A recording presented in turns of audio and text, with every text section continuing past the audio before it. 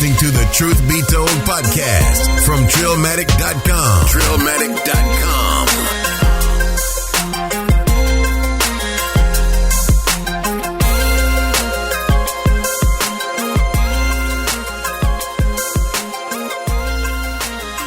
It's your boy UU. We're back again with the Truth Be Told podcast from Trillmatic.com, and I got the boy Riffa with me. What it is, Riffa's in the house. Listen, y'all know they call him Riffa, man, because he likes the chief. You know what I'm saying? Like, Given.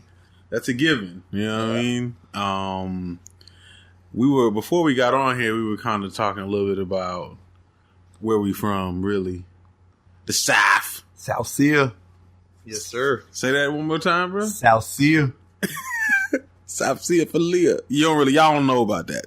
You know what I'm saying? But we were just kind of talking about, like, you know, what I like to call the OG era. You know what I'm saying? There's two OG eras for the South for Southern music, right? Like, there's like the 90s with like UGK and all that. Definitely. But then there was like another OG era that was kind of like our OG. It was like for us. Yeah. It was definitely. Which in this era, you had like Jeezy and you had like Lil Wayne and you had T.I. and then you had the Texas bust through. You had David Banner. You had Lil Jon, Eastside Boys. Yeah, Lil Jon, Eastside Boys. That's another OG era for the South for us. Definitely. You know what I'm saying? Because that was ours. Do you remember that time, bro? I love that time. It was a time that I was a part of it in a sense. I felt like I was a part of it because, I mean, we're in Texas, though. I know. We were kind of in the heart of the Texas movement with it, you know. We were. It, yeah. I remember when Texas was like about to blow up.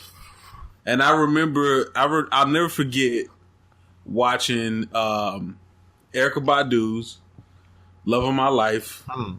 Right? And in the middle of the fucking video, she screws it up. Slows it down. Grill.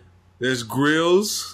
I think Little Flip made an appearance. Yes, he made an appearance. Yes, he did. You know what I'm saying? And I was like, oh shit. Slow down. It's featured Little Flip. Yeah. And I knew, I was like, yo, it's about to blow. We about to blow. It's happening. You know what I'm saying? Like, a lot of people don't really give Erykah Badu her credit for that. You know what I'm saying? Like, she helped open it up, the door. You know, she was there already. Yeah. Because she was already in the door.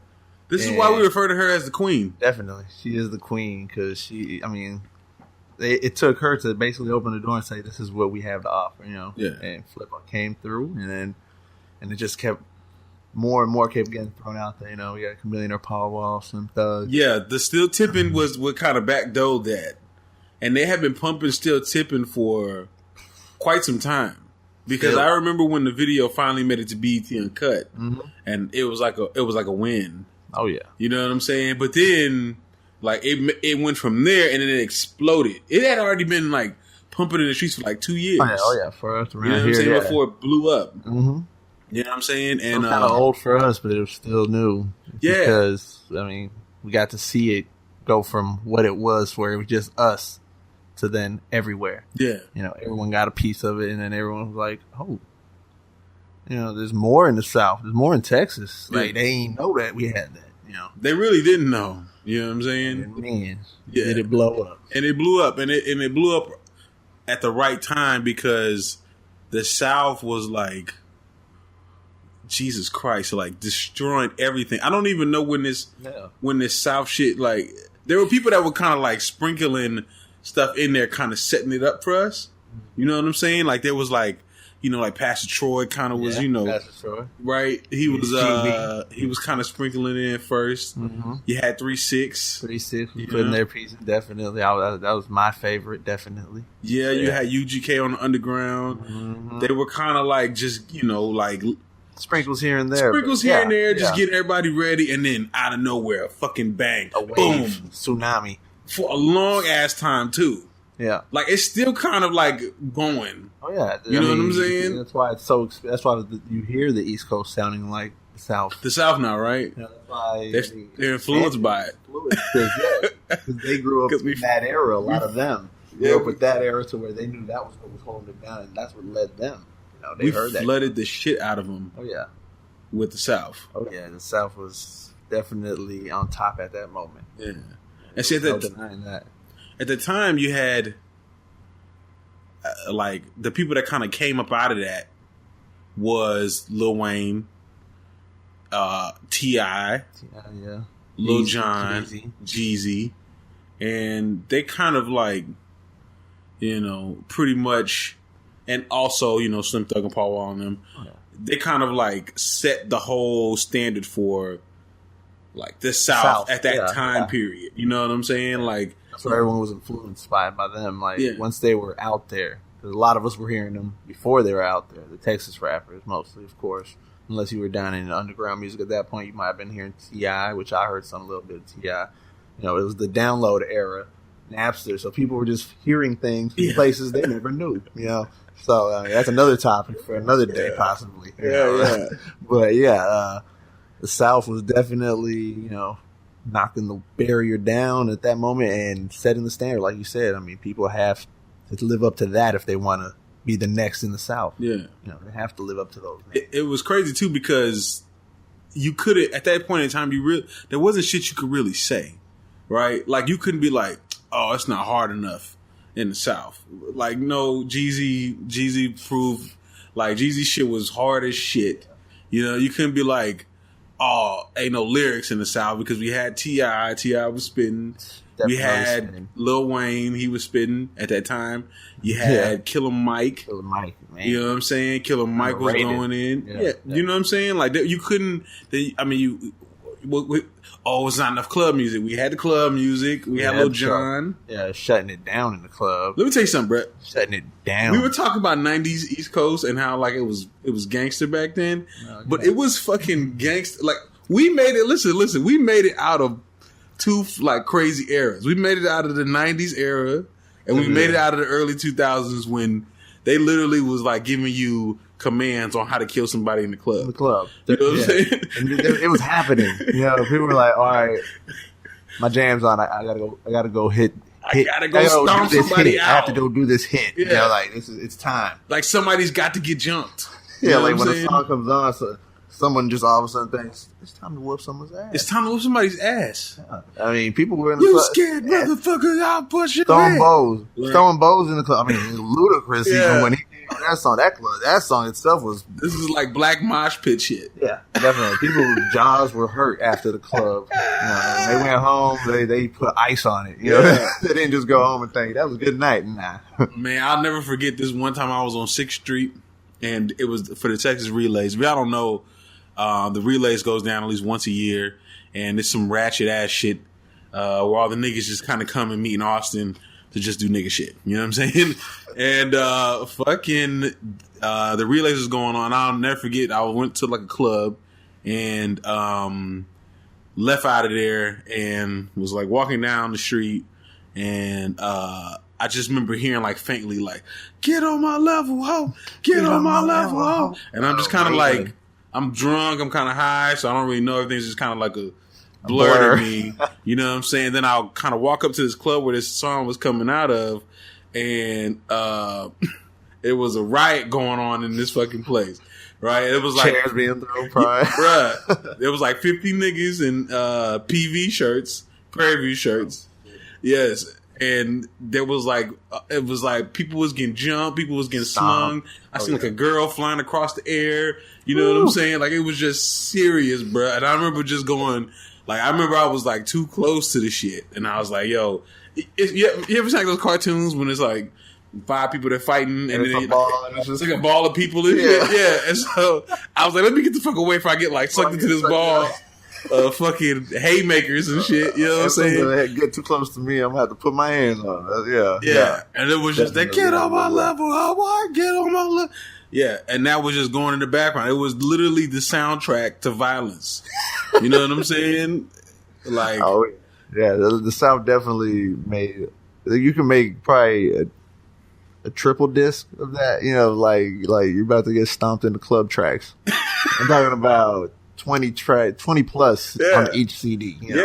Like that type of music was being pumped out, and that's in that era only. Like, that type of music being pumped out constantly. Albums were made, just full of those type of songs. Oh yeah, like, it was a whole era. You're gonna die. That's how it was. You're gonna die. You're jamming this. Someone's gonna die. Somebody's gonna die. That's just what it was. Yeah, it was bad. Yeah. It was all fun though. Yeah, because I'm really surprised that I made it out of there with all my teeth. You know what I'm saying? Because there was definitely some moments where I could have been jumped. You know what I'm saying? There's moments it happened. Yeah, like sometimes you just get caught. You know what I'm saying? Yeah. And like I've seen some of the craziest shit that people have been stomped to death. Oh yeah, there's been people that have been stomped, especially out here in Killeen. There's been people that have been stomped to death. Brutal. From Lil Jon in the background. Y'all don't really understand this. Clubs had to shut down for a while. Yeah. See, these kids be listening to Drake, right? And not ready to fight. I like J. Cole, but they listen to J. Cole and stuff, and all this stuff is very nice and smooth, soft and smooth. Yeah. You know what I'm saying? But my era, like, it was rough. It was rough. Jagged. It was scary. You know what I'm saying? It was scary, but you couldn't show your fear. Yeah, you couldn't show your fear. People could smell it. Yeah. So you had to just man up. You had to man up at them days. If not, you were going to be the one getting stopped. Yeah, for real. There was a lot of beef music that came out of that. Oh yeah, that era too. There was I'll never forget the whole beef between T.I and Luda on Young Bucks. Yeah. Songs called Stomp. Yeah. You know what I'm saying? They went on the song. Yeah, on the song.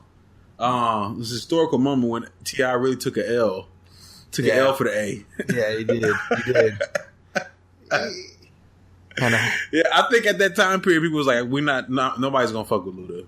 At that time period, nobody wanted to fuck with Luda. Was it? It was Young Bucks. Young Bucks, and Young Bucks, and they had to replace T.I.'s verse. Yeah, because with The Game on the actual album. Because they didn't want it. They're like, Yeah, this was like, there was just too much. Yeah. They didn't want it to happen. Yeah. And there was the beef between T.I and Lil Flip. Yeah. And T.I again. Yeah, I remember it came out a really weird time because at that time period, the South, everybody in the South was, as much as we was fighting and doing all this crazy shit, we were kind of unified. You know what I'm saying? Running it, unified. So there was just basically the bickerings in the background. Yeah. You know? The sibling rivalry type. That's what it was. You know, like it's like I want to be the one. You know, like I want to be Neo. Yeah. You know, like there can only be one. There can only be one. Well, like when they're all said and done, but at the same time, you can feel there can only be one. Where I guess the rest would give it up to them. But no matter what, everyone has their opinion anyway. So, you know, that's just that's basically on their level of they want to be one in that other person's eyes too. They want them to just agree, yeah, you're better than me. And it doesn't usually happen that way. Yeah. And that's why the beefs happen. Yeah. And that's when that happened on that one because people were wanting to be the king of the South. Yeah. You know, the king of the South was like I remember when T.I first came out and was saying that shit, a lot of people were upset about that. Mm-hmm. People in Atlanta were upset. They were like, how the fuck you king of the South when you ain't even king of Atlanta? Yeah, exactly. You know what I'm saying? Yeah. And you had people in Texas like, nah, that's Scarface. Yeah. Or, that's Pimp C. You know what I'm saying? Mm-hmm. It was just a number of different things, man. DJ Screw, you know what I'm saying? Like, there was so many different things that people, like, it was a lot going on with that, man. But, I mean, let's just be real. I think T.I came out with the crown, and I have to, like, overall, give it to T.I, you know what I'm saying, just because of what he did. You know what I'm saying? Lil Flip fell off right after that, pretty much. Oh, yeah, because he killed Lil Flip. He killed him. That was definitely a low blow to him, like low blow for Texas too. Yes, yeah, it definitely was too. I remember when this happened. There were people. It became like an ATL Texas thing. Yeah. You know what I'm saying? And where it was like, well, I'm gonna ride with Texas, but T.I was spitting his ass off, and then you had Lil Flip, and it was like Lil Flip had just dropped, that one song, the pop song. I admit, I rode with Flip the whole way. You rode with Flip the whole way? I bought every album. I supported Flip. I wanted him. Yeah. His albums did go hard. His albums that came out after that that L. You know what I'm saying? After he took the loss on that, in a sense, in the public's eye. He did the album Zero. Yeah, he did. Yeah, you know what I'm saying. And then after that, he just kind of faded. To me, I didn't really see about those albums that everyone was like, you might say he dropped albums, but yeah, he dropped a few albums. But yeah, I bought them and I liked them. I jammed them. You know what I'm saying? When I got them, that's all I was playing for a while. I was supporting Flip, and I still supported T.I. too. Yeah, but not as much as Flip. Yeah, not as much as Flip because I'm from Texas. I had y'all got to know Riffa is like an OG Texas boy. It's Texas or die. You know what I'm saying? With Riffa. I am Texas. Nah. That's bold. I've been in Texas all my life type feel, you know what I'm saying? I mean, that's where I'm born. I was born in Texas, so I'm a Texas boy. Definitely. And Sharifa's gonna ride or die for Texas. You know what I'm saying? I was not afraid to be like, cause we took an L with T.I. and Lil Flip. We took an L on that. You know what I'm saying? I didn't want to admit it.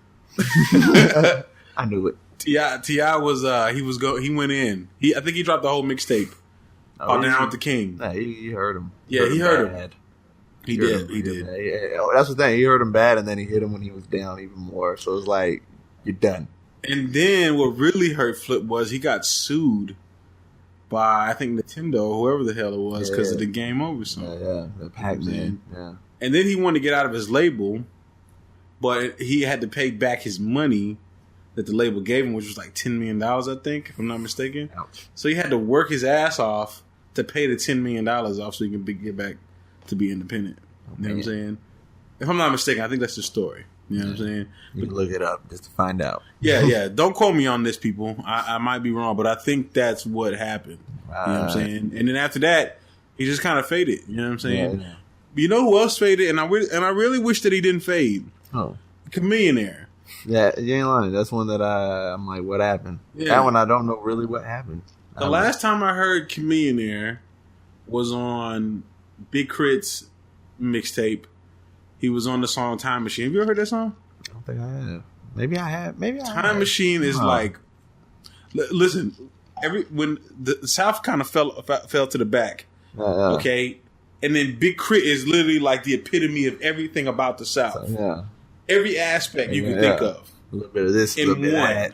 Yeah. Mm-hmm. It's yes, there is a little bit of New Orleans in there. Yes, there's a little bit of Atlanta in there. Yes, there's a little bit of Tennessee and Mississippi and Texas. Yeah. All wrapped into one. You know what I'm saying? When you hear Time Machine, bruh, you got to listen to Time Machine Screwed. Screwed and Chopped Time Machine. Okay? It'll blow your mind. But that was the last time I heard Chamillionaire. And I was like, bruh, this nigga still sounds like he's cold as shit. Oh, yeah. Why the hell is he not? I always thought he was one of the coldest. Honestly, a lot of people did. Like when he can't, just the way he spit, and then he sang, he spit. You know, hell, back in the day, he did the artwork for their mixtapes. Did he? Yeah, that's what I heard. Maybe it was, I'm not sure. Don't quote me on that, but I believe I heard that back in the day that he was doing the artwork for a lot of their mixtapes. Like, thinking this guy's an artist, like an overall artist, musical art. And he basically, I met him. Were you there? Was that us? That was us. Is that both of us? Yes, that was us. So listen, guys. I was just about to go into the story too. Like I was about to go into the fact that I met Chamillionaire, but it was actually me and Riffa that met Chamillionaire at the same time. Right at Renaissance Records. Before it burned down. Before it turned into what it is now. Yeah, before where it's just I remember because he had dropped the mixtape Messiah. Mm-hmm. And he was up there signing autographs, but wasn't nobody really up there. He was still underground. Yeah. He was just kind of major Texas underground, kind of just Texas. No, he hadn't signed a major label deal yet. You know what I'm saying? He was going in on Mike Jones. Yep. You know what I'm saying? And he had just dropped mixtape Messiah 3, I think it was. And he was cool, but one thing, he was definitely smaller in person. Yeah, definitely. You know what I'm saying? I remember he didn't have his big chain on either. He didn't have his chain on, and I mean, I understand that. Yeah, I understand that. Do you know that Colleen was just mentioned as one of the top, most dangerous cities in Texas, dog? Number 7. Yeah, number 7. I think they were beating out like beating out big cities. Beating out big cities like were they beating out Dallas? I don't know. Or Houston? I just knew we were number 7. I didn't look at the list. They're beating out San Antonio and Austin. Yeah. No, yeah, it only gets worse. Over time, it seems. So I can understand him not wanting to pull out his chain. We might have stole it. No disrespect to him. Yeah, but he might have got robbed. Somebody out there probably would have tried something. He would be doing that. They probably would have got a little bold. But yeah, it's definitely. I mean, but he came out though. When he came out, and he won a Grammy. Yep. You know what I'm saying? Definitely, yeah, won that Grammy, and I mean, and won platinum. Talented, yeah. About his videos when he was acting, basically, he was putting on different face paint shit. Yeah, all that. People still play this damn "Ride and Dirty" song to this day. They still put it in the Vine videos and shit. They put it in commercials on rolling. They still play this shit. I've heard on commercials here. You know, yeah. I don't know I wonder where he is because let me tell you what he's doing right now. Okay. He's into tech. He's in the tech world. Okay. He's into like investing into like the next big tech boom. So don't be surprised if a year or two from now you'll find out that he won in a series of rounds of investments and he just won big. Like a couple $100 million. Yeah. Yeah. I was saying like millionaires in the top 10 of Forbes. Yeah. Like, what? He'd be out there at these conferences and stuff, speaking at these tech conferences. That's what he does now. Yeah. He has I think he owns a tour bus company. You know what I'm saying? Like he owns companies, so he's not hurting for cash. Yeah, he's invested. He's invested his money. He's good. He's just not making music. I don't know why, man. Music is some of the best in Texas. You know, he's probably just not inspired by some of this shit, bro. You know what I'm saying? I got him. Yeah. The rap game is taking a strong left. It's strong left, and it's unforgiving too. You know, like it's hard out there. It's tough out there. So yeah, definitely. I mean, it can be really brutal to people. It ain't no joke. So yeah, who knows what happened? But if he made something today, I'd buy it. So what do you think about the Jeezy? Let me say this, because a lot of people are like, oh, they love drill music, right? Like Chicago drill sound and all that. But like, listen, man, the drill shit, when you trace it all the way back to its roots, it comes from Young Jeezy and Shawty Red. That's where it all that whole shit, that trap shit, all that shit started right there, dog. Yeah. You know what I'm saying? It's a variation of it. It's just variations of it, man. It went from that. It turned into Gucci Mane and Waka Flocka. You know what I'm saying? And then it went into that, and then it came into Chicago, and that's where it all kind of changed over to what it is today. You know what I'm saying? But trap music as a whole really came from Jeezy. Yeah, you know what I'm saying? And Shawty Red. Yeah, he definitely set the grounds for that because I mean, if you listen to all Jeezy's music, his music has that feel, the same feel. It's just morphed into what it is today. You know what I'm saying? That trap music, yeah. There's 3 albums that came out during this Southern era that like changed the game, right? Like that. Like what I mean by these 3 albums that came out, like fuck the game up. Like everybody was like, oh shit, okay. It was the Carter 1, okay? Yeah. And this is coming from I'm not even a Wayne fan anymore. But the Carter 1 set this bitch off. You had Thug Motivation 101 from Young Jeezy, set this bitch off. And then you had T.I.'s Urban Legend. Yeah. Those albums in that time period was just untouchable. You know what I'm saying? Yeah, you couldn't deny them either. They're in everybody's car. You know? Everybody was jamming these shits. Yeah. When the Carter 1 was out, everybody was on that shit. You know what I'm saying? I don't know what was going on the East Coast and the West Coast and all that. At that point, I really don't know what was going on. Yeah. I don't even remember what was going on at that point because I was a part of listening to that, you know, when I had all 3 of those albums when they were out, jamming them, chilling on the block, cars going by, jamming them. So they were all being played definitely in the South hard. You know? Who do you think was like the top of that? Maybe. I mean, a lot of people. Listen, there was a lot of people that was getting it. I mean, you had Young Buck was getting it in. Yeah. You know what I'm saying? You had, it was all kind of people. Even like after that, you had like, you know, even in the club, bro. Like you had Yin Yang Twins. Yeah, you know what I'm saying? Yeah, I remember that. That time frame. What the fuck else was going on then, man? There was a lot of shit that was happening. Yeah, I don't know, man. I think there was a lot of groups that were going hard too. You had what's the group called, man? Them boys got work where Jeezy came from. Oh, you talking about Boys in the Hood? Boys in the Hood. Yeah, Boys in the Hood. Yeah, everybody was getting in, man. I mean, Diddy came down here and made Bad Boy South.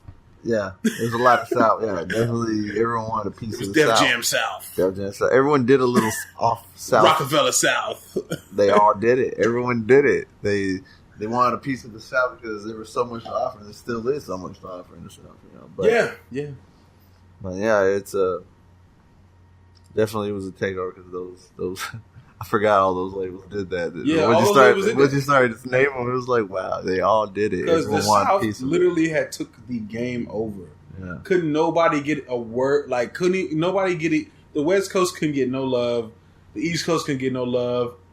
Midwest, you know what I'm saying? It was literally, there was some people that came. There was some people that were able to like survive like through this. A lot of those people featured a lot of those South people, I'm sure. Or they were featured like Twista was like all up in through the South shit. Yeah, definitely. Yeah. You had Fabulous.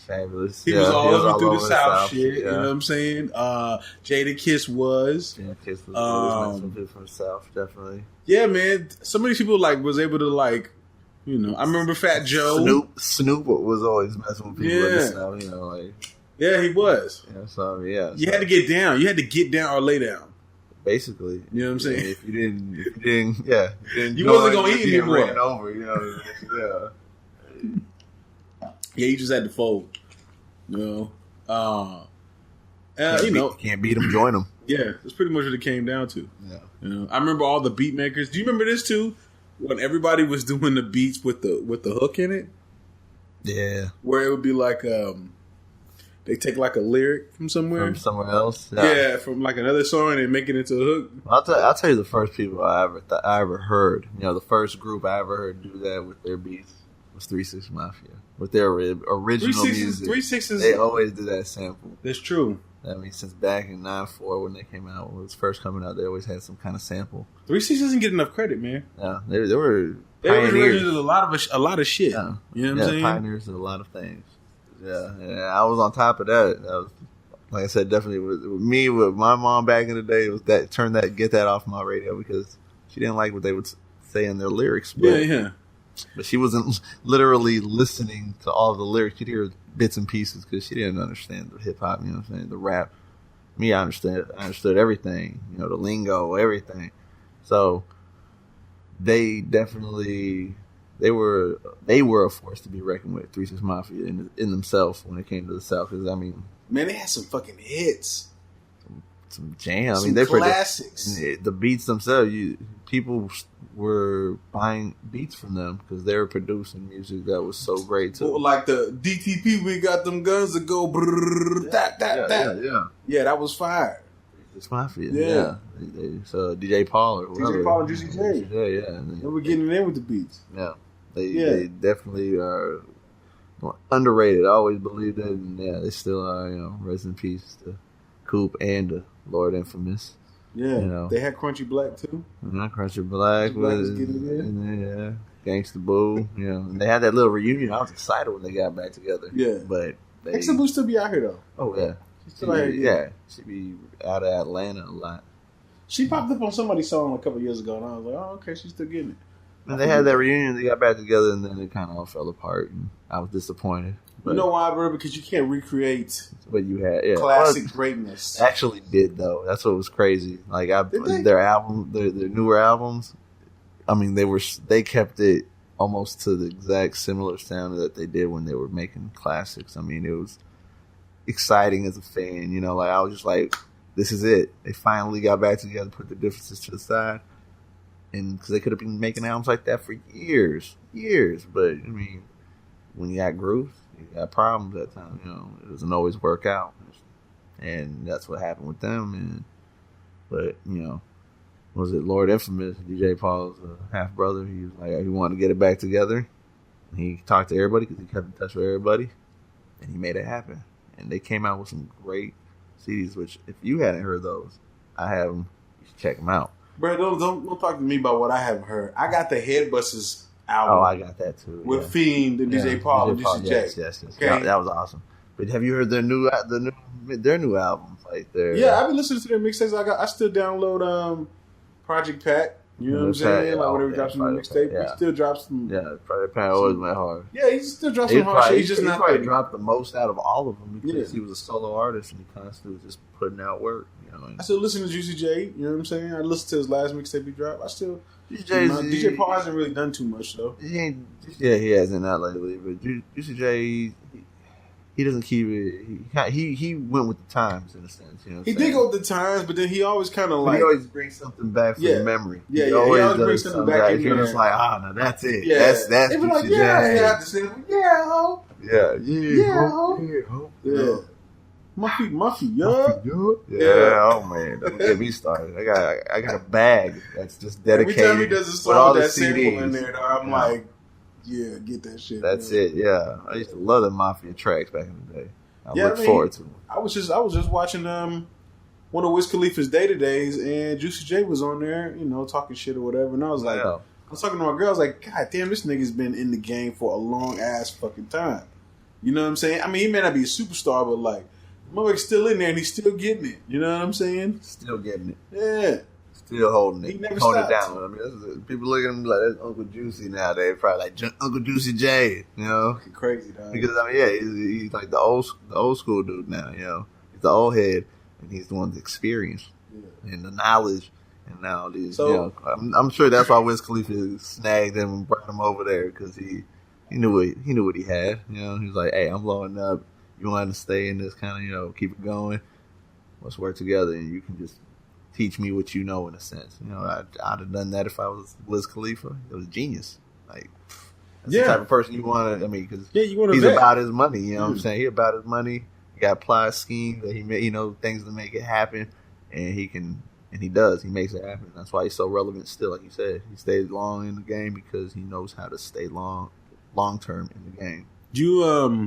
So who do you think was, real quick, who do you think was the best producers out the South at that time period? Nah, I just said it. What do you think? Okay, you got three. Okay, you got 3 6 Mafia is definitely up there. Yeah, Lil Jon. Lil Jon was making some good instruments too. There was a lot of people too, though. There was Jazzy Faye. Manny Fresh was killing it. Manny Fresh was killing it. Yes, he was. You know what I'm saying? He was fucking killing it. I see Manny Fresh. Who else was it? I think that's about it, man. I mean, like major. Yeah, that was pretty much it when it came to like South. At that time period. At that time, yeah. So I feel like Lil Jon was doing everybody's fucking beats. Yeah, he was doing all. And it was all the same. Yeah. With the synths. Yeah. And then he was like, that was a whole other beat. What? Yeah. You get those samples in there. I remember when what was that song? Young Bloods. We don't give a damn. We don't give a fuck. Yeah, like they're all similar. It was, man. They all had that tone. I mean, and everyone knew that, but everybody still wanted a Lil Jon beat. Yeah. I mean, because it was slightly different. It was a different tone. It was a different instrument doing it. But it was all similar, definitely. But yeah, on that note, like I'd have to say that definitely 3 6 would probably. They were really good. Like a lot of the beats that came underrated. Out, kind of came out from them fools. Yeah. You know what I'm saying? Like all the styles, the crunk. They were the kings of crunk. All of that shit. Lil Jon came out with that album when the Lil Jon and Eastside Boys came out with Kings of Crunk. I looked at that album and said, "No, 3 6 Mafia is." That's what everybody knew there was a real crunk. You know what I'm saying? I was like, 3 6 Mafia started that crunk stuff. I mean, tear that club up. Yeah, tear the club up. Like that was before all of these motherfuckers, dog. Way before. I mean, I was jamming them since back in the day. So yeah, when it came to crunk music or even just about to go hit a lick. I mean, they did it all. Yeah, they were the pioneers of it. That's why I was jamming them. I guess I had great taste in music, but that's what because I was always on top. Get your head out your ass, bruh. Hey, 3 6 Mafia. They were in a sense kings of the South. You know what I'm saying? Because a lot of people, jammed them before they came out. You know what I'm saying? Before they even made it. Who inspired them? 3 6 Mafia is probably in that list. Most likely. More than likely, 3 6 Mafia's in that list. Not always, because not everybody likes them. You'll have people who don't like just like anybody else. Who the fuck don't like 3 6 Mafia? Just like anybody else. There's gonna be someone out there that's like, I don't like them. Fucking dickhead from probably like. Some of the things that they were devil worshiper because it's 3 6. There's probably some fucking dickhead that lives in like fucking North Dakota or some shit that's like, I don't like 3 6 Mafia. I don't like their music. Shut the fuck up. Shut your bitch ass up. Nowadays they listen to Tech Nine, which I do, so there ain't nothing wrong with it. I'm just saying, but they hated on 3 6, but now they listen to strange music. What's the difference? Yeah. Well, on that note, man, we got the next interview with the homie that runs Grind Life Films. Have you heard about Grind Life Films? I hadn't heard about him. Man, so he's like, one of the most popular videographers in the Austin area. ATX. Shout out to ATX. Shout out to ATX. You know what I'm saying? And he's also been at work outside of making videos. He's done like mixtapes. He dropped the EP, the Grind Life Films EP. Oh, man. He also was working on he had a segment that he had called the Rhyme Scheme, where he just dropped a bunch of videos of, mostly Austin and Texas rappers doing flows on video and stuff. Came out dope, man. So this guy's well known in the Austin region. Check that out. Check it out. Yeah. We're gonna talk to him a little bit about what he's been doing, what he's got going on, what he's got coming up, and just some of his inspiration to put out some of the stuff that he has, man. So sound like he's been busy. Motherfucker stays busy. Oh yeah. You know what I'm saying? He's got some new shit too that he's got coming. So we're gonna get into all of that, man. So you guys stay tuned and check out a word from our sponsor. Snapchat, Twitter, Facebook. A new social network arises every day. If you need social media branding, the team at First Class Social can handle it. From influencer marketing to new media advertising, we got it covered. Head over to firstclasssocial.com today for more info. That's firstclasssocial.com. All right, man, it's your boy UU. We back from the sponsors and whatnot, and we got the interview going here with the homie from Grind Life Films, man. If y'all don't know who he is, he's a very popular videographer out of the ATX zone, man. Why don't you let them know a little bit about yourself, bro? Hey, what's up, world? This is ET Tattoo coming to you live from Austin, Texas. I'm the owner and operator of Grind Life Films. Been doing this for about a good little 6 years now. I mess with a lot of the up and comers up here in Austin, and I shoot a lot of their music videos as far as for like homies from LNS Crew, LOEGs, Die Slow, ENT. There's just a lot of friends I mess with.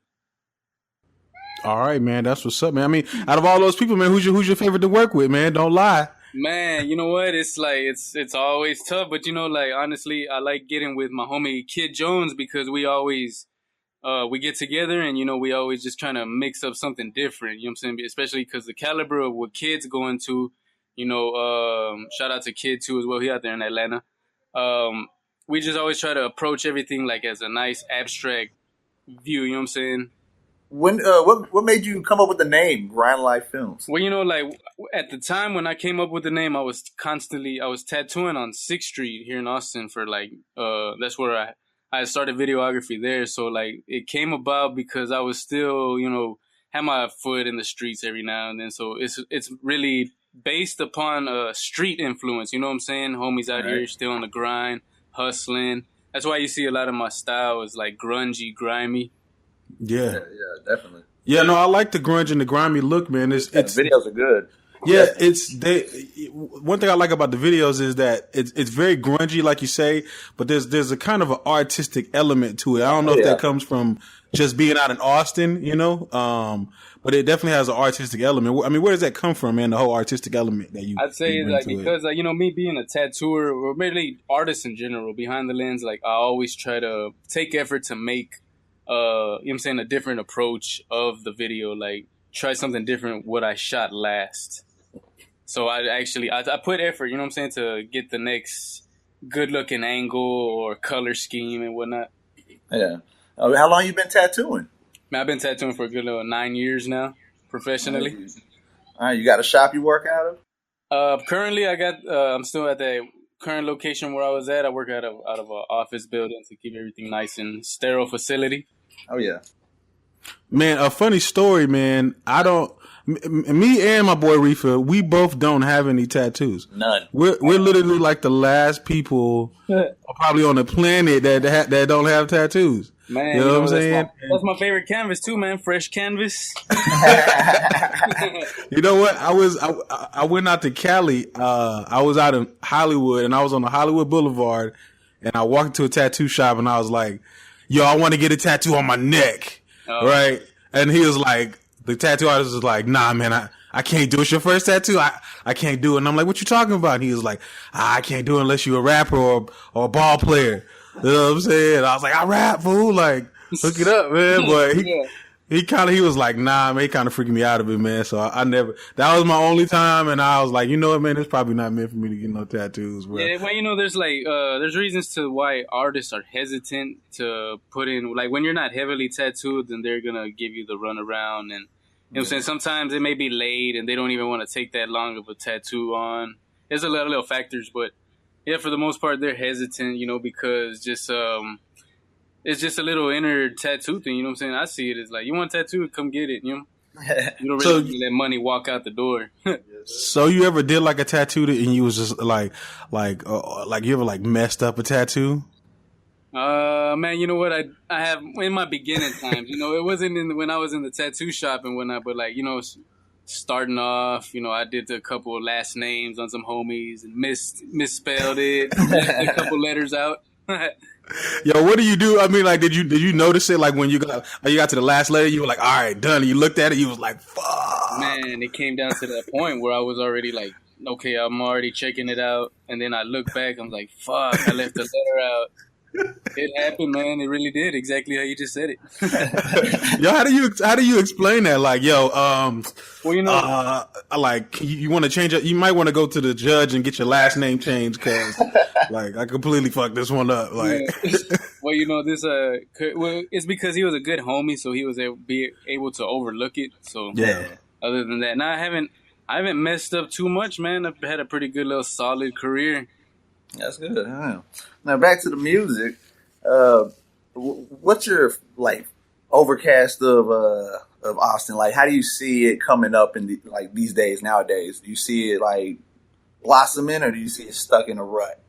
Man, I sometimes I like to see it as like I see it kind of stuck because of the gentrification, and I see it as because, like, I know y'all been to Houston, so you see how Houston supports their local rap. You got them playing GT Garza on the radio and whatnot. Yeah. And so, like, over here, you just don't got that. We don't have that outlet no more. We don't have a solid radio station to cater to the locals or anything local.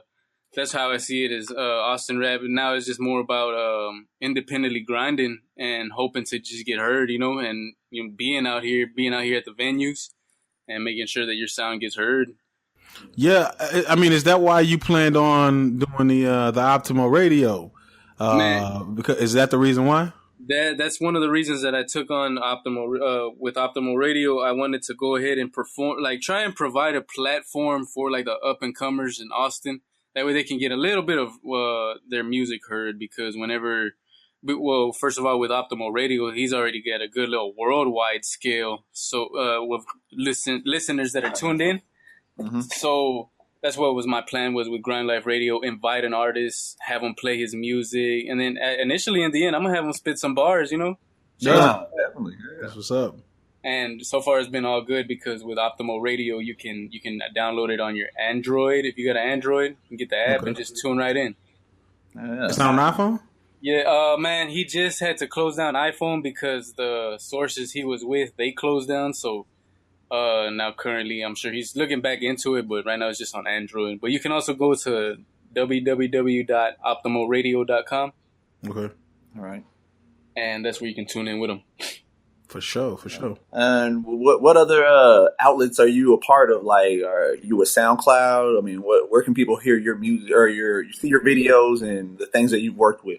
You can find me on SoundCloud with Grind Life Films. I have my EP and my mixtape that's for like the film label. I got those on the SoundCloud. I try to stay up to date everything because for the most part, it's just me running my whole show, man. I don't have no team of people. I don't got to rely on nobody. It's just me, you know what I'm saying, doing all the footwork. Grinding. Yes, sir. And so Grind Life Films. Grind Life Films, exactly. How many videos have you done, man? Because I've seen a lot of your videos, and I'm like, man, I mean, you got to have a nice little catalog that you got out there, bro. Man, I gotta honestly, I want to say roughly it's been, I want to say maybe about a good little 80 to 90. I know it's it's up there, but it's a little low too for me, honestly. But because now at the point versus when I was first putting videos out, I had to, I was just constantly spitting them out just for the love and the art, you know what I'm saying? But now because of my friends, of where they're going now and the way that they're getting looked at through the media, now it's kind of harder to put out a video, honestly, man. Like, we want to make sure everything's neat and clean, and absolutely, we got to polish it hard now this time. So that's why for sure. You've seen me slow down a little bit with putting out visuals, but at the same time, I'm more active on Twitter, man. I actually put a good 6 videos out between January and March. Okay. Yeah, I've seen a few of those videos. I mean, as far as, well, let me ask you this, man. Is there a Grind Life film in the making? Man, there isn't. I think at the current moment, I'm really kind of focused on trying to get a Grind Life album. Okay, cool. That's what I really want to put out with, like, nice quality sound, probably even use live instruments. Because I got a lot of friends all over, producers, and there's my outreach. I got friends in New Orleans to team up with, and so it's going to be real good. That's what one of my main focus was, to put out an album. Yeah. In the meantime, I still got EP 2 coming out, so that's in the works currently. Do you see yourself ever getting into that filmmaking? Like, do you see yourself maybe down the line? It's not out of the question. Oh yeah, man. Like, I definitely see. I'd like to be not as acknowledged as the director, more of like an artist. But it'd be cool to, like, put out something real good to where even like maybe labels take notice, and maybe if they were up for trying to hire, you know what I'm saying, I'd probably take on jobs later in the future. But for the most part, man, it's that's what I like to. I'm not as focused, honestly, on the visuals, man. I'm like more of a tattooer at the end of the day. Yeah. I did the video one day. I just picked it up because my friends were doing it. So I was like, hey, man, I want to try that too. And so you had a knack for it. And it just started blossoming, man. Yeah. I'd go out like into venues, and they'd be like, hey, man, I see your work. I like it. So that's what kind of kept me interested to pursue it and keep going. Definitely. And with that Grind Life Films EP too, it's like you already have an idea of like artists you're gonna try to get onto it and everything. Oh yeah, man. For the most part, I'll give you the lineup now too. For the most part, I had if y'all familiar with Low Key from LOEGs. Yes, sir. He's one of my favorite rappers out of here. Low Key and his brother Slick Talk, Slim Gravy from ADD. He's a real good friend of mine. And then I also had, like, I got some potential. I don't know if I want to throw some New Orleans on it next, but, you know what I'm saying? I got friends out there in New Orleans, if y'all are familiar with 0017th. I haven't heard of him, but maybe I'll. Yeah, okay, it's a group. It's a group of homies and all. Like, I'm real mutual, too, with a good friend, Nesby Phipps. I don't know if y'all have heard of him. I have heard of Nesby Phipps. Yeah, me and Nesby, we're good friends, man. That's cool. Yeah, we're mutual, and, like, that's who I'll go chill with sometimes in New Orleans, go hang out and, like, get work done. Like, I've done videos for Nesby, too. Oh, yeah. I think I remember seeing one a while back, man. It was a while ago, though. Yeah, it's might have been like 2 years. Yeah, he's got a lot of jazz influence on his music, man, which I would really enjoy. Oh yeah, especially coming from New Orleans, man. That's all you hear. Yeah, yeah, man. I mean, well, I know you said you got like some homies in New Orleans, man. Are there people outside of, I guess, New Orleans and Texas that you rock with? For the most part, still like I still got homie like Lil J out in Florida, and like homie's Kid and Ben Al out in Atlanta. Okay. And it's just like everybody that I mess with and shot videos, we're actually friends. You know what I'm saying? We're real mutual. Yeah. Like we still talk to each other every day, just about, or every other day. That's what's up. And like this, it's cool to just see everybody on their level from a friend perspective and a fan. Like it's cool. It's gonna be cool to see them get to the level that they need to be. You know. Do you feel that the video game, the video hustle in Austin, is competitive? Honestly, I don't. I think what I see it is it's got saturated. It's like now everybody can. Like I see a lot of people doing the stuff that I already did 5 years ago. You know, so I see it as getting saturated and. People still just barely learning the ropes. I still see videos with, like, they don't even do no color correction. Still looks like a lot of the raw clips. Yeah, yeah. So I'm not intimidated and whatnot, because I still got tricks up my sleeve to still, you know what I'm saying? I could still go put out a dope-ass video cut up, and but at the same time, I'm still, like, trying to get higher, you know what I'm saying? Trying to do better than the last video. Yeah. Well, being out of Austin, how heavy are you involved with, like, the South by Southwest? Man, you know, like, I'm not as heavily involved because, like, sometimes it just catches me off guard. Like, I'd like to be out there handing out EPs and business cards and whatnot, but it's just already turned in, like, Grind Life More has already just almost turned it into, like, a show now instead of a business. And it's just a little tough. Even, like, South by, to me, it's already getting a little saturated with mainstream. Yeah, man. It's definitely not like how it was 5 years ago. No. Even 3 or 4 years ago, because I remember when I was out there, you know, going out there. I haven't hit it the past, I think, 3 years, but I just remember when I was hitting it out there, it was a lot more indie, and it was a lot more about the music. And then I just remember one year, I just seen like just an influx of corporations and, you know, Mountain Dew and Doritos and, you know, all of this, and it just wasn't really, it didn't really have the same effect as it did when it was like pure indie and all people really cared about was the music. You know what I'm saying? Yeah, and you know, it was cool because like South by had like they weren't announcing the headliners, like it was all secret, like you're just gonna stand in the line, get into the show and like, oh, what, Snoop Dogg's here? Hell yeah. But now, I think because they announce who's gonna be at the show, that's the cause of the long lines. And I mean, you better go stand out early if you're going to try and get in, because it's impossible now to really see a good artist. They started making a lot of the good artists too, like badge only. You know what I'm saying? I remember. Yeah, you're right, man. I saw that, man. I was like, man, this is terrible.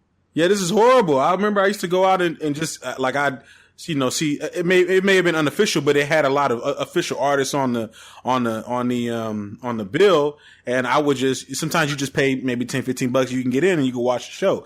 But now it's not like that. Like, it's like, oh, you ain't got the badge, you're not getting in at all. You know what I mean? I don't care how much money you got. You know what I mean? Man, I already know, and it sucks to see it. You know, it's already steering that way, but it's still a little outlet. You know what I'm saying, for the independent artists. I see still, you still got opportunity to grow. Yeah, absolutely. Get out there and do a little something on the side, definitely.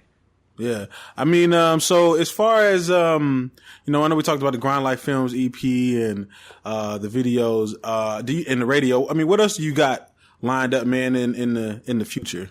Currently, man, one of my biggest ideas, and this was what I was speaking to you earlier, like in the last year, was trying to get Rhyme Scheme up and running, and it was gonna be cool to have y'all host it, which I really appreciate. But man, currently it's like, as far as for up and coming rappers in Austin, like I saw a little like not too much activity was happening anymore, so I wasn't as encouraged to start it up. Like it would have been cool, but I didn't want to mess with a bunch of the same camps that I'm still messing with. So I want to give other rappers opportunity, and you know what I'm saying, at the same time still bring lyrical content, you know. Yeah. No, you know what? Rhyme Scheme was a really dope idea, man, and I like The fact that, because, Austin is, you got Houston blew up. Dallas kind of like blew up, but then they didn't really hang on, too long with it. And then, you still got like these other cities, man, like Austin and San Antonio, which are like big cities, but they just haven't really broken through, man. And I mean, what do you think it is that's like, I guess, holding Austin or San Antonio back from, achieving that blow up status? You know what I mean? I think as far as for San Antonio, man, like right now, I know Worldwide. He's my good homie too. Shout out to Worldwide out there in San Antonio. I think it's just more of sometimes there's a little bit of unity, and like I don't see like I think in Austin as well. It's just like the fact that we don't have a radio station to provide a little bit of that outlet, and playing like local music. I mean, what happened with the radio station, man? Because there was one out there, and then there wasn't anymore. What happened? Yeah, it's just turned into like a robot now. They're just playing music all day. But there's a lot of radio stations that are doing that, man. Because the one out here in Killeen was doing the same exact thing, bro. I remember I remember talking to the program director, but I hear him on the radio talking, and I'm like, oh, this is pre-recorded. You know what I'm saying? Like, what is it about? You know what I mean? He'll pre-record the whole day and then go kick it. You know what I'm saying? Oh yeah, I already know how that goes. Is that what happened with the Austin station too? Man, yeah, pretty much. And so it's like I think just even radio stations like major, not major, but like big radio hosts and all, like people you would hear daily ended up losing their job and whatnot. Mm-hmm. I'm not sure exactly what it was that made them give up the radio station, but it kind of sucks because even back in the day they had the radio station where like at nighttime you could call in and wreck. I remember that. But you don't have nothing like that no more. I think I see it as real tough for hip hop to break through. My thoughts on it, because it's maybe just there's a lot of gentrification, man. It holds it back. So you think that it's like, not to talk bad about any race, but you think that they're trying to like whiten Austin? You know what I'm saying? That's it. And that's the way. That's what I was trying to lean away from that, man. But yeah, I know that's not the way to say it. You know what I'm saying? But I mean, I know you're saying like gentrify, but what I mean by that is because when you talk about like large populations of like white people, you know what I'm saying? Yeah. Like hip hop is just not like your main focus. No, sir. That's why you saw Willie Nelson blow up and Gary Clark blew up, but then the type of music that he's doing towards, where's it going at the end of the day? You know what I'm saying? And so that's why it is. Oh, go ahead. No, I was going to ask you, man. So how do you feel about because Austin is becoming like like the next Silicon Valley almost. You know what I'm saying? Yeah. Like how does that work into, I guess the hip hop side, and not even just hip hop, but music in general, with people trying to step up the technology and the music? Have you seen any changes happen in the music scene because of it? As far as, man, the changes that I saw is more of like, venues don't want to mess with as much of the up and comers, like, because they kind of, it sucks because they kind of it's a shallow, so they kind of maybe judge off appearance, and that's why you don't see too much of like still unheard artists and dope venues. And I think it just it took toll, and it's only gonna just keep on going more higher. I see it just a little hard for hip hop to break through. Mm-hmm. But right now, because I see the Chronicle and all, they're kind of focused on Kid, honestly, man. Kids are just almost there, it's almost about to happen. Mm-hmm. And I think Kid's going to be the one to make that breakthrough, Yeah. He's been grinding for a minute, man. You know what I'm saying? Him and all the whole LNS crew, they've been all grinding for a long time. Oh, yeah, man. They've been at it for a while. And I caught him right at to make that friendship where they were still on the grind to where they're still doing it. But now everyone's now at that different level, but they're at a high level, man. And it's like, I'm real glad to be able to call them friends and homies, Yeah, that gotta be awesome.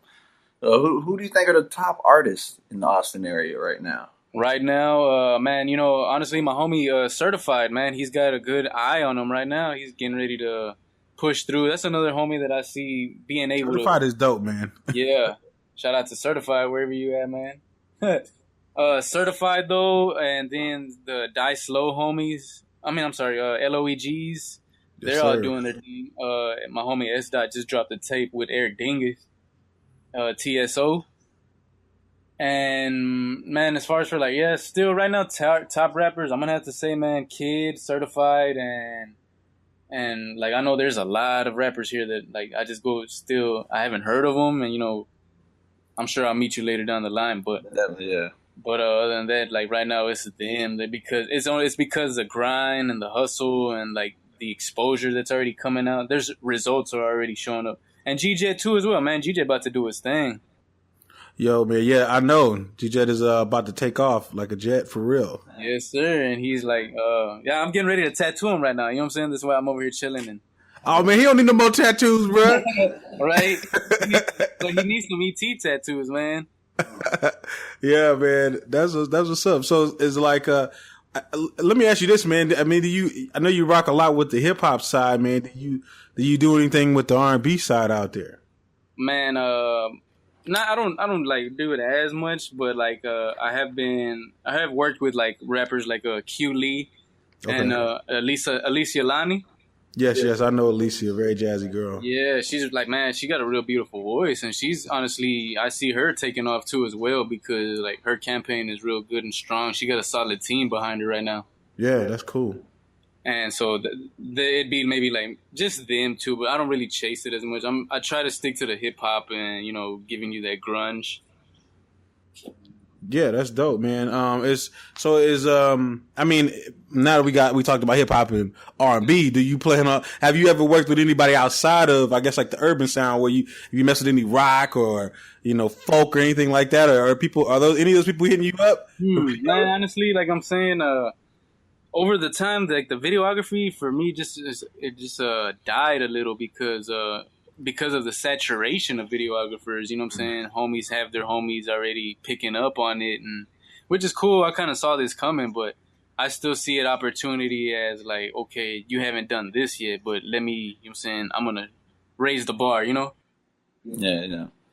Have you ever had like anyone, you ain't got to say no names or nothing, but have you ever had anyone come with an idea for a video that you just had to shut down and be like, nah, I'll decide what's going to happen in this? Shit, it was tough, because I got approached with like, it's tough to turn down music sometimes because like, I don't want to be the asshole to be like, nah, man, your music ain't good. I just like, I try to kind of filter a little bit. But honestly, I haven't been approached with like some crazy idea. I'll just, if anything, I'll try and throw my 2 cents in. Like, man, let's do it this way. That way, it looks a little nicer, Yeah, definitely, yeah. Because I stay humble and like I won't really, I don't diss nobody's music. I'm supportive towards your craft. Yeah. That's what's up. Hell yeah. So, have you ever? I mean, with you doing like tattoos, you obviously have some artistic abilities. Have you looked into like doing, like artwork for, artists, like their album covers and anything, or have you done any? Man, you know what? Actually, I've done, like, I got like a good little 7-8 album covers out there based on my art, man. I got art for Tank Washington out of LNS Crew. Okay. I did stuff for Cripple Hayes. Did you do Cripple Hayes' I think it was the self-titled album, right? Man, you know what? A lot of people asked me that one too, man. But nah, man, that was Rex Hamilton. He did that one was dope. That was dope. I ain't gonna lie though. That was dope. Yeah, all the drugs and shit. All the drugs, yeah. That was fire. That's real creative. But yeah, I did stuff for Cripple Hayes. I did stuff for Keith Corona, and then also even Nesby Phipps. Like maybe a couple years ago, he was releasing like beat tapes called the Floor Sleepers. I remember. And I did the cover for number 4, I believe. Oh, okay. That's what's up. Yeah, so honestly, I did in the past. I would try and chase it just to put that little thing under my name. You know what I'm saying? Like, oh yeah, I can do album covers too. But yeah, man, I have some album covers that are based on my art. Okay, and speaking of, I'll be on the topic of the album covers. I mean, what were you going with with the Grind Life Films EP cover with the chick and the gun? You know what I'm saying? What's the story behind that? Or like, what were you, I guess, trying to convey? To me, I always know is like, sex is always going to sell. So even just that quick little image of a girl, mm-hmm. it being a gun, you know what I'm saying, just wanted to pertain back to the street life or just that little hint of street life. And that's what just the main idea was it of, you know what I'm saying, represent the grungy street life, but then, you know what I'm saying, you see a girl in her underwear and definitely gonna catch your attention. Sex sells, so it was a quick little eye catcher. Yeah, man. It definitely caught my eye. I ain't gonna lie. Yeah, I was like, listen to this. You know what I'm saying? Right. But what was like what was your favorite video that you worked on, man? My favorite one that I made was one I made for the LOEGs. It was called Parental Discretion. Oh yeah, that was fire. And that was just like I chopped it all up, man, with words and like cuts, and that's like one of my favorite videos, honestly, man, just because all the cuts that are going on in there. I remember when you did I think it was kids video, and there was like a lot of like symbolism. Oh yeah, that video too. The Mason, yeah. So, you know, there was a lot of like Illuminati stuff in there, man. Did you get any like flack for that? Like people like saying something. I mean, I know, you know, like, you know, people do things for shock value and stuff. But he's an Illuminati. We even burned the Bible in the end. I tried to make that as clear as possible, but I don't know if it kind of passed through. But yeah, that was kid's idea. He wanted to burn a Bible. Yeah, that's crazy. I mean, you know, I know people. Let that catch people's attentions, though. You know. Yeah. What's his name? I can't remember that artist's name, but he came out with that video where he hangs himself at the end. You talking about Tyler the Creator? Yeah, Tyler the Creator. When you do something that crazy, it gets people's attention. Oh yeah. Yeah, most def. Yeah, I mean, there was a lot of symbolism in there. It was pyramids, there was the eye, there was, you know, all of that, man. I mean, pretty much just kind of, that's what we just wanted to throw out right quick, you know, symbolism of Illuminati and whatnot. There wasn't really no secret messages or whatnot, but just a bunch of flashes of Illuminati type shit. Yeah, was that hard, you know, putting all that in there? Because, I mean, it looks like you're pretty much drawn right on the screen almost, you know what I'm saying? Is that hard to do? Man, you know, like editing, it just takes a while, man. That's another reason that what you'll probably see, like, current videos nowadays, you don't see them as flashy or choppy because, like, I think maybe the editor just gets a little lazy, you know, and I know it because it takes a long time to edit a video, man.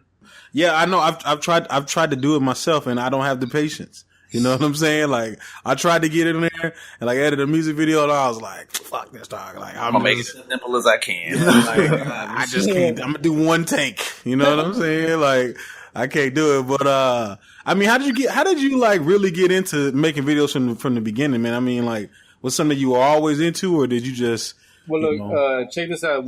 I got influenced because like, I was always messing with photography when I was tattooing, but it wasn't until I saw my homie Chino, the real Chino. Yeah. He's the one who actually kind of like, he showed me the ropes and he, you know what I'm saying, pointed me, showed me what to do. He let me go shoot video. Like when he was going to go shoot a video, I'd go hang out with him and just kind of see what he was going. And then it was there to when I started like, you know, all right, let's try and do this, you know? So it was really, honestly, all the influence comes from the real Chino. The Grind Life Films really wouldn't be alive if it wasn't for him. Oh man, shout out to the real Chino. Yes, sir, the real Chino. Man, that's crazy. So, I mean, first off, I mean, what kind of, you know, equipment do you use? I mean, if you got to shoot a video today, like what you pulling out, you know what I'm saying? To let people know, like the cameras and whatnot. I mess with a Canon 5D Mark II.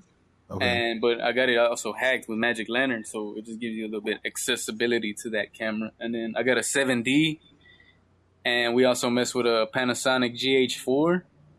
That one's real good for slow motions.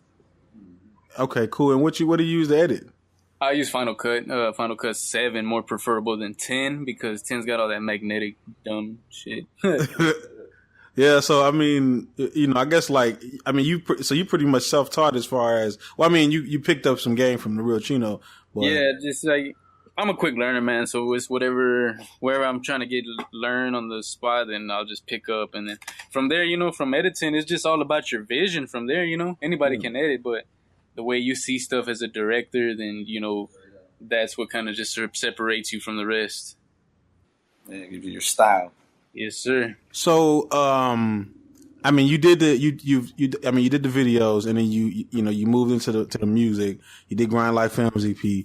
How was that? I guess, cause I'm pretty sure you put it all together, man. You pretty much DJ Khaled, you know what I'm saying? Like an EP, man. I mean, how is that like trying to get the producers to work with the rappers and to work with, and then you doing the videos and all that? I mean, how is that like putting all that together? Well, man, it takes a lot of work, honestly, man. But me, because like I've shot these videos in the past for friends, and it was on the strength. So now it's almost like, okay, now it's time to collect, homie. Let me come in. Can you do me a track? But that's how I just like, because we're all just mutual with amongst each other, and like it's like all the camps here in Austin, like they all know each other too, man. So it's like a big family of friends, you know? Yeah. So there's not like a lot of. I mean, I don't know because I don't live out in Austin, so I don't know the scene fully. I mean, I'm very aware of it because I was running Syntax Hip Hop for like probably about 4 or 5 years, man. And so I got well versed in knowing everybody that was in Austin. I remember, matter of fact, with G Jet, I remember the first time I seen G Jet, he was on like Texas Battle League, and I seen him going in on somebody with the fin on his head, talking about he looked like a shark with the fin. You know what I'm saying? I thought that was the funniest shit ever. But I'm well aware of like everybody that's moving around there, so I don't know if there's like is there like beef? Is everybody unified? Like rivalry? There's rivalries, you know what I mean? Man, as far as for like rivalry, the homie Dominican J, we have this one page on Facebook called "Do You Support ATX Hip Hop?" And like at first you'd see a lot of beef and all that, but then finally Dominican J took toll to it and just kind of started unifying everybody, instead of trying to have everybody mad at each other. How come nobody's featuring each other on this and that? High school drama. But like I'm saying, Dominican J came in and he kind of just leveled everything out, man. So there ain't no real beefs out here. It's pretty cool. Everybody's for this hip hop movement, and everybody just wants to get heard, just as heard. Do y'all got? I mean, like, every city. I found this out too, man. But every city has like OG legends, even if the city never blew up. You know what I'm saying? Oh, yeah. And it's like the forefathers of like, like we got, I don't know if you ever heard this song, but there's a song out here in Killeen, and it goes, I hope y'all ready. It's about to go down. It was some cats from Killeen. They had Juvenile featured on it way, way back when Juvenile was popping in the Hot Boys days. You know what I'm saying? And that was like a big thing for Killeen, even though most people probably never even heard the song. You know what I'm saying? No, I feel you. It's like we're different. Every city has their little hometown heroes, Yeah. I mean, who are those people for Austin, man? Man, as far as for like Austin right now, it would have to be like there was this one. He was always doing this thing. He was doing rock and rap. Have you heard of Smackola from Dirty Worms? No, I haven't. Okay, yeah, he had been out here, and man, there's a couple just other OGs out here, like, man, that go even way back. I'm talking about like there's a rapper named Cool Whip, and there's just like there's a couple. You know what I'm saying? I can't really think off the top at the moment, man. But is there any that have like reached like like almost major status? You know what I'm saying? Like maybe they were like signed, but they never dropped the album, or maybe they was on somebody's song and they got like a lot of play. I know there's out there that like them people are out there. Like there's homies out there that got tracked with like Devin the Dude and. Yeah. Like, man, I just like right off the top of the head right now, I'd have to just really kind of sit down and think, Yeah, I feel you. Yeah, man. As far as the Austin scene, I mean, I know you talked about like the radio and all that. I mean, what else do you think is left for people to do out there to really, really like take it to the next level? I think from my perspective and my advice, because you know what I'm saying, I've traveled, I've had these conversations with like big dogs and big homies, and like me, I think you got to get out the city. You need to hit up all the other stuff that's outside of your city, and definitely travel. It's always cool to travel and see the world, and just try to hit up other venues in other states. That's how I see it. You know what I'm saying? Because I've had these conversations with like big time rappers, and that's a vibe I just got off them, and information too. Like you just really do got to travel, and you got to just if you want to get your name out there, you got to hit other cities. You gotta spread your name. Yes, sir. Yeah. I mean, have you been on like any tours or anything like that? Man, I got invited, man. It's just like always, it had always been timing for me. Like when LOEGs would go on tour, when they went on tour with Dead Prez. Oh yeah, I remember talking to him about that. Yeah, I had that opportunity, but I kind of missed out just because timing for me. And maybe it's possible if like I probably try and catch some little tours with G Jet here on the Smokers Club, but because I'd work with G a lot, you know what I'm saying? Oh yeah, that'll be live, man. With videos and all, but nah, it's just timing. But I haven't gone on no real major tour yet. Do you see a lot of I guess with Austin and everything that's going on in Austin? Do you see a lot of people coming in and like posing? You know what I'm saying? Maybe they're from like I don't know, man, like San Marcos or something. You know what I'm saying? But they acting like that. Do you see a lot of that happening, man? Like people just kind of coming in and trying to steal like the Austin's swag to get on or whatever? Nah, it's because like Austin is almost it's dope. It's just like a big old weird sound. Like you don't like. It's almost like it's still trying to distinguish itself. Yeah. I don't really see no posers or whatnot, or nobody just trying to come in and steal the scene, man. Yeah. I mean, it happens, man. People will move into a city just to kind of, get on, man. But they'll, really like claim the city, and you know what I mean. And it's just like, who are you? You know what I'm saying? Like, and they'll talk a lot of mess, like they run the city and everything. And it's like, bro, you from like Chicago? What are you doing? You know what I mean?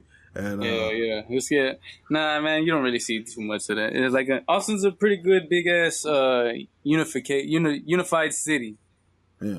And so you born and raised out of Austin? Honestly, I'm not, man. I'm from West Texas, Pecos, a little small town, man. Yeah. Is that close to Odessa? Yes, sir. Yeah, I got homies out there in Odessa, man. Yeah, hell yeah. Yeah, and that's got to be like a big change, man. Going, being out there and then coming to Austin. Man, it's a big leap, especially like I come from a little desert town, man. So I'm definitely it's honorable to have made this big of a leap to, you know what I'm saying? Usually it's the next town over you move to and that's it. Life's figured out.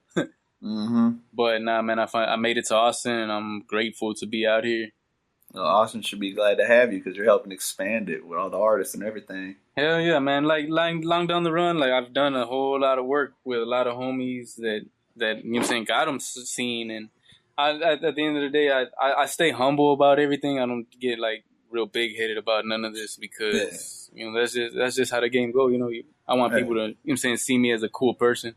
Exactly. So let me ask you a little bit more about the radio station that you got going on. So I mean, what should people expect from that, man? Are they going to get like real lyrical music? Is it going to be just like maybe some club bangers? Like what should people expect? And how is that going to roll? You going to have interviews on there? Like what? Yeah, for the most part, my whole plan was to bring an artist, interview him, showcase his music, and then towards the end of the segment, just have him spit bars, and just kind of keep that essence of you being an MC alive, you know what I'm saying? And my plan also was to just like, I got full control of it so I can play whatever. And so I'm going to be playing dope mixes, not really too much mainstream, but more of like even dope shit. Like this next mix coming up this Tuesday, we're going to feature some Capital Steez this time. And, you know what I'm saying? Just some unheard tracks or even some classics you ain't heard in a while. But I mean, is it like weekly, man, or is it daily, or? Yeah, it's weekly, every Tuesday at 7 p.m. All right, for sure, man. Well, man, you gave us a lot of insight, man, into the Austin scene, man. And I mean, if there was somebody right now that was listening, and they was like, man, I don't know nothing about Austin. I never heard any of the artists. You know what I'm saying? I mean, I know you talked about LNS Crew. I mean, who would you just point them to? Like, yo, these are the ones, you're going to love it. You know what I'm saying? Yeah, man, right off the bat, and forgive me, homies, because, man, I know there's a lot of homies. But, as far as for, like, trying to point somebody else out somebody, because, you know what I'm saying, I'm aware of their campaign and all. It'd be Kid Jones, Certified, and then, LOEG homies. That's what's up, man. Well, I mean, we don't have too much else to ask, man. I mean, where can people get in touch with you online? Man, you can find me on Twitter at E_T_tattoo. and grindlife_films. And that's where, if you're trying to set up a tattoo appointment later in the future, you can find me at Instagram at e.t.tattoo. Bet. We're gonna get some Trillmatic.com tattoos pretty soon, but we're gonna need the coupon deals. Oh, yeah, I got y'all, man. Just come. Let me know, man. We got the blank slates. I'll take care of y'all, man. Yeah, that's what's up, man. All right, well, everybody, that was your boy ET Tattoo from Grind Life Films. We appreciate you coming through, bro. I appreciate the time, man. Like, it's really it's an honor to be able to do this for y'all, man. Yeah, no problem. So get the radio. It's Grind Life Radio, right? Am I right? Yes. Grind Life Radio every Tuesday. Via Optimo Radio app on Android. All right, and OptimoRadio.com?